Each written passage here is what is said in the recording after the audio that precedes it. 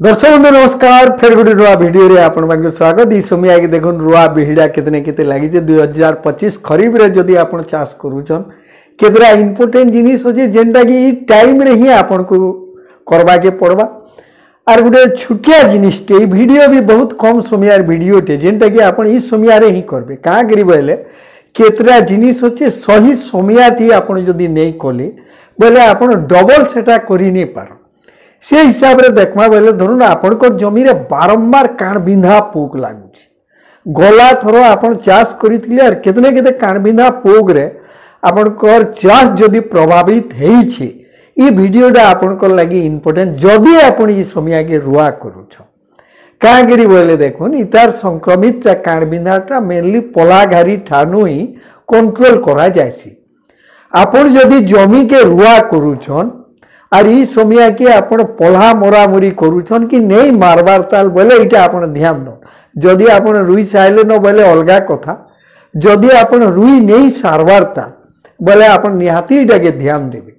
कारण ऐसी देखुन कारबिना पोक रो जेन सुको बा जेन अंडा गुड़ाक पत्रर अगिरे सबू ई माने देइथिसन आर सेटा 7-8 दिन परे जेकरी अंडा फुटिकरी बहुत छुआ हेतिसी। आर से छुआ माने पूरा हजार हजार संख्या रे पूरा जेते बेले मारी जायसन से समय रे आमे जानला बेल के कान बिना लागी सारी थिसी। सेथि लागी गुटे बहुत बढ़िया आयुपे होची गुटे देसी आयुपे इटा है। आपण सीधा काना करबे पल्हा जेते बेले मरा सरी गला परे रुईबार आगरु जेतकी पल्हा आपण मारिछन तार अगी सबु के काटी देबे। 4 आंगुल कोड़े बेसी नहीं काटबे। आपण को पल्हा जदि जह छोट हेछि बोले तो प्राय इटा ठीक नहीं हुए गाएगा। और जदि पल्हा बढ़ी करी अच्छे बोले अगी पतर के आपण काटी देबे। माने पल्हार अगी काटी देले बोले सेतिरे जेन अंडा माने थिबा से अंडा सबू सुक माने सबू नष्ट हो जावा और खेत के जेई नहीं पारे। और ई कबारटा खास करी आपण कर ई समय के ही करा जाय।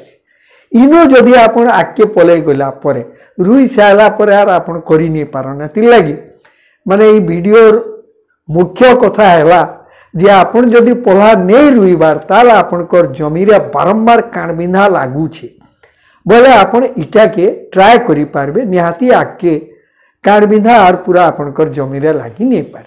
तार बाहर जेंता सार रो प्रोसीजर जेन जेन सार माने सबू देवार कथा तो निहाती देवार व्यवस्था करबे।